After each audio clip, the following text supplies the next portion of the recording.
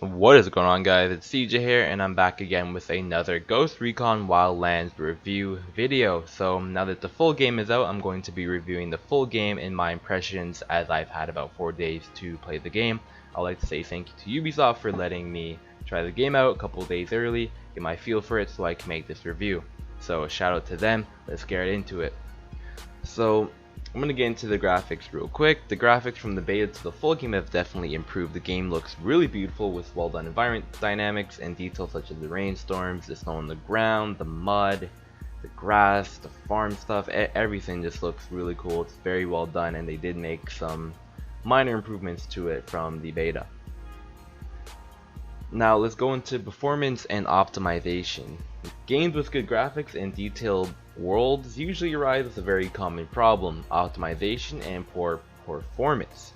No, I'm not saying the game has poor performance or very bad optimization, but you'll run into a good amount of frame drops and missing textures that may annoy you or may cause you to die in a tense good fight, or just in any fight, while you're trying to fight Unidad, or if you're in mid-mission. This is a very common issue on PC, but this game specifically, it seems to not matter how good your graphics card is, and that's evident by the fact that I have some friends that play this game as well on the PC. They have really good PC builds, they run the GTX 180, the i7 processor, all that stuff, and they still have frame drops. So it doesn't matter how good the game is, you're still going to have these similar problems. It's not a huge problem, but yes, it is there, and that is every PC player's worst news. And I know, I'm sorry, but I'm just giving it to you guys straight there. But with that being said, let's go into some more gameplay and story mode and all that stuff. So firstly, I want to cover the character customization real quick. I went over that in my first review, but the character customization was very good. It's probably going to be, I'm pretty sure it's actually the first thing that you're going to encounter in the game. Choose the character has some really cool ass shirts, hats, mask, eye patches, bandanas, accessories. They're pretty cool. Have a lot of free will to customize the character, and I think that's really awesome. A lot of games tend to fail in that character customization area, but Ubisoft did a pretty good job with it. It kind of reminds me of GTA in a sense, just not as in-depth as GTA. Now, so just keep that in mind. Now I want to talk about the story missions, because this is where a lot of issue comes in. The story missions are really good. You can go in tactically, or you can run in guns blazing. Each and every single boss has their own unique role, whether they're in charge of security, whether they're in charge of training the Santa Block cartel military, or they're just in charge of smuggling or being a medic or something like that. They all have a unique role and their own part in the cartel. Now you take them out one by one, and it leads up to the main boss, which is El Sueno. Now you can go at it however you want, in whichever order that you want, but the problem that arises with this is that all the missions tend to be pretty much the same outcome. You go in, you kill them, sometimes you may rush in, sometimes you try to go out like stealthy, you snipe them in the head, and it's GG. Sometimes they try to run or escape or something, and you have to chase them down. And unfortunately, that's how every single boss mission ends up playing out. Even the last one, which I'm not allowed to spoil, or I don't know if I am allowed to now, but I'm not going to anyways. The last boss isn't really a reward either. It's not as different from any of the others. It's pretty much the exact same thing with some more added, more added cutscenes and whatnot. So with that being said, I like the story missions, but they really lack in an actual in-depth story. And I'm going to give an example here real quick so people can understand where I'm coming from. If with 21 provinces and areas that you can explore in the game to take out these cartel bosses, no matter who you kill first, it doesn't change how the storyline goes, and it just makes it kind of boring.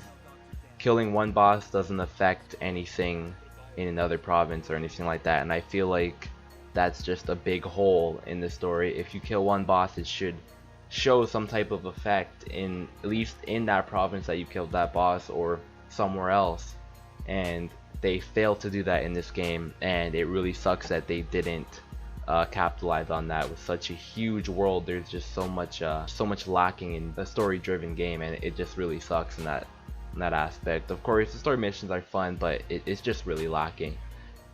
Now I want to go into the gunsmiths and weapons and all that stuff. The weapons and the gunsmiths and all that stuff, the free will to customize however your guns are, you know, how you want them to perform. The gunplay is fucking awesome. You can definitely do whatever you want. You can put suppressors, you can put, you know, grenade launchers on the bottom, and you can switch them out just by pressing a button on your D-pad or one key on the keyboard. And there's a lot of just customization. It makes you feel like you're kind of holding that gun. That gun is, you know, it's yours, and you know, in a gamer aspect, not a real life one. But I think that's really awesome. I want to go into the vehicles and, you know, the flying and all that stuff. I know a lot of people had a lot to complain about from the beta. I can tell you now that in the full game, the driving has definitely been tweaked. A lot of those bugs have been addressed, and they were definitely a lot better in the full game. I actually really enjoyed it. It wasn't as slippery and messed up as it used to be. Of course, there's a bit of a camera problem, but I feel like they will probably fix that later in the game. And the flying, of course, it's more your point of view versus mine. I think the flying is decent. Other people will think the flying is completely terrible. Other people think the flying is honestly alright. So with that being said, it's really how you look at it. If you played the beta, the flying is pretty much the same from the beta to the full game. There's no real changes or differences there, like the vehicles. So that's kind of your opinion there. But with that being said, move on to some other things real quick. The ghost teammates are really bad, and I don't have anything good to say about it. You can use them effectively depending on, you know, how you go about it, but it really does screw you over. And when you're trying to do missions, if you're playing solo, if you don't make them hold back outside of the mission, you know, play an Overwatch type of position, they're gonna get you caught in a lot of missions. And I tend to run into problems where, you know, I'm going through the campaign with my AI teammates, and I'm trying to get in there tactically, you know, I'm just going around trying to sneak past an enemy, and they walk right in front of the enemy, causing me to get caught and causing me to just suicide and restart the mission, because, you know, my objective was to go and tactically not get caught. So that is a big bummer, and it really pisses me off in the game.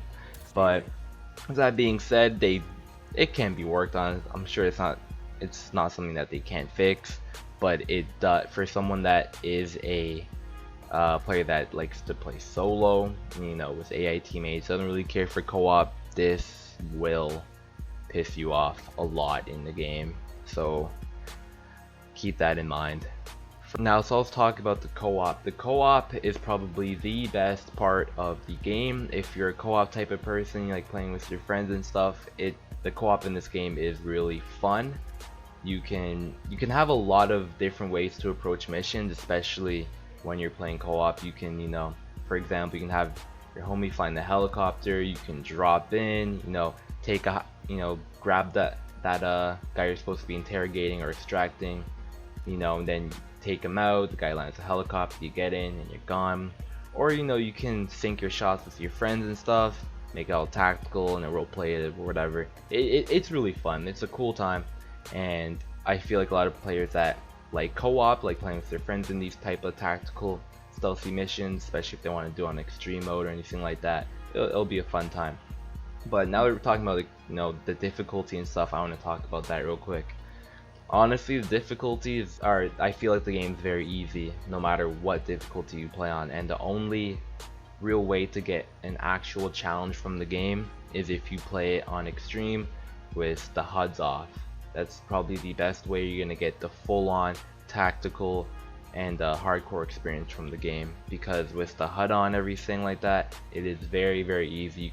You can literally go through almost every mission just sniping someone from afar and not getting caught at all, as long as you don't miss your shot. And that's really it. That's all I have to say. I think that they should definitely take an approach that the Division's recent update 1.6 did, where they made legendary AIs, and the AIs reacted to almost everything that you do. And I think that's one of the coolest parts that Division added, and I think that they could definitely get that approach and put that into Ghost Recon Wildlands, because this is something that is definitely needed. If you kill a guy and there's someone near that dude, maybe around the corner, they should be able to hear it. Alright, they should hear the guy fall and they should go check and see what's up. Or maybe you should be able to actually have to go in and grab the body, you know, move them to another place.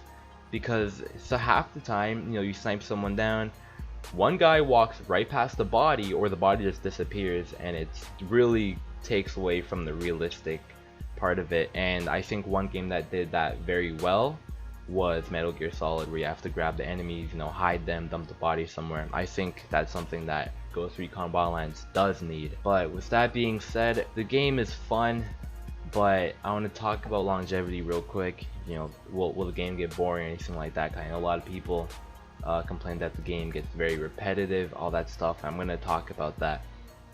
Besides the story missions, and once you finish all the missions and all that stuff, you find yourself doing the exact same thing. And I agree with a lot of people who said that this game can get very repetitive very quickly, because no matter where you go, all the missions tend to be the same.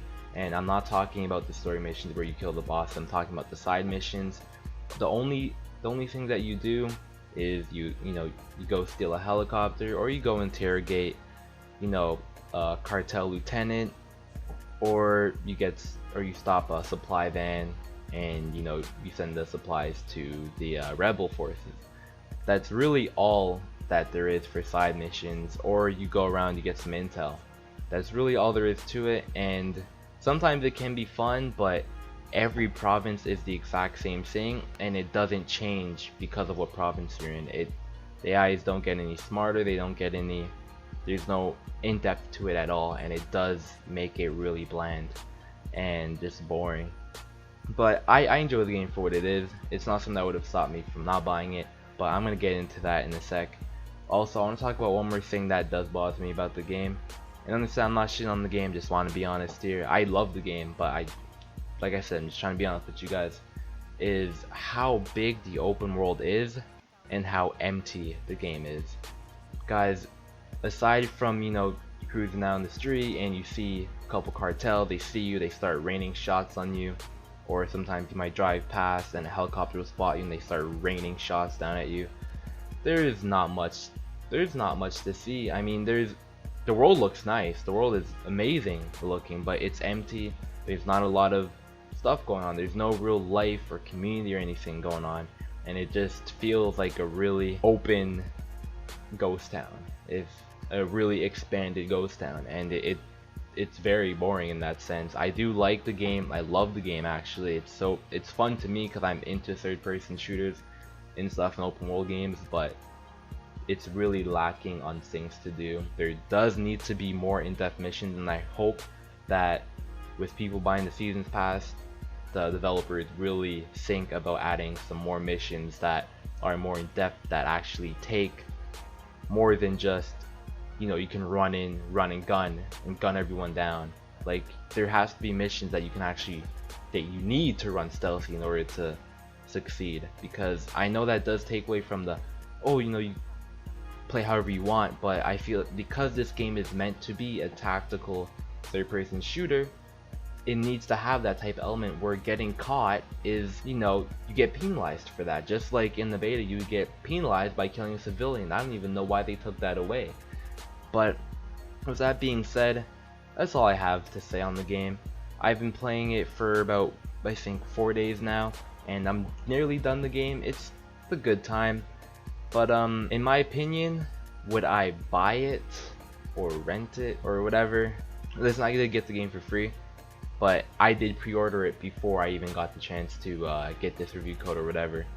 So I would have bought it personally, but for people that, you know, $60, you know, of course $60 is a lot to spend on the game, on any game really. I'm not too sure if I would be picking it up now that I think about it, because this game does get very boring, and for $60 it might not be worth it for a lot of people. But I generally like the game. You know, come at it with an open mind. It's a fun game, but it's missing a lot. It's missing a shit ton of content for such a huge world. Also, just before we go, I want to mention that there is PvP coming to the game for people that do not know that, but there's not too much to talk about with PvP. There's not too much news surrounding it, except for there's going to be some type of 4v4 tactical, you know, TDM or whatever objective based game modes that there may be. Other than that, you let me know what you think of the game so far for people that have bought it. But you know, if you're thinking of buying it, I would recommend probably wait until it goes on sale, honestly, because this game is missing a lot and it's just not something to put $60 or $70 or $80 into, depending on, you know, where you live and all. So that's all I gotta say. It's been your boy CJ. I'll see you guys in the next video. Let me know what you guys think in the comment section. You know, your opinion is just as valid and just as possible as mine, so try and keep it respectful. I'm out. Peace out.